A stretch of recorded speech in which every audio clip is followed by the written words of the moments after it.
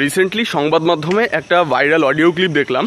সেখানে সংবাদ মাধ্যমে বলা হচ্ছে এই কনভারসেশনটা নাকি অনুব্রত বাবু এবং এক থানার আইসির মধ্যে হচ্ছিল, এবং এই কনভারসেশনে শোনা যাচ্ছে যে অনুব্রত বাবু নাকি ওই আইসিকে মা বাবা তুলে গালাগালি দিচ্ছেন এবং অনেক বাজে বাজে ভাষায় গালিগালাজ করেছেন।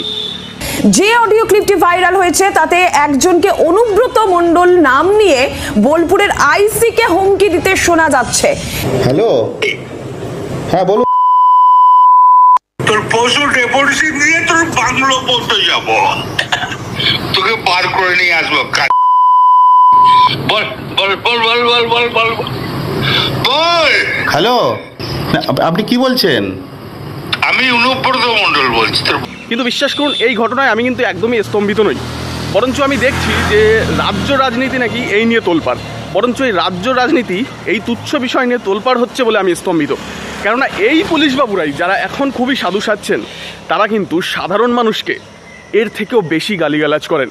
এই যে লরি ড্রাইভার, টোটো চালক বা ইঞ্জিন রিক্সা চালকদের এই সব পুলিশ বাবুরা মা বাবা তুলে যে সমস্ত গালাগালি দেন, সেই গালাগালি কিন্তু এই ভাইরাল অডিও ক্লিপে যে গালাগালিটা হয়েছে সেখানে তুচ্ছ মনে হবে।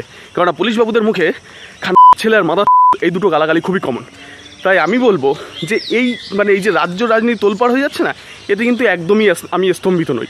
বরঞ্চ আমি বলবো ঠিকই আছে, কারণ এরা যেরকম পাবলিকের সাথে করে, নেতারা এদের সাথে এটা করছে, ঠিকই আছে।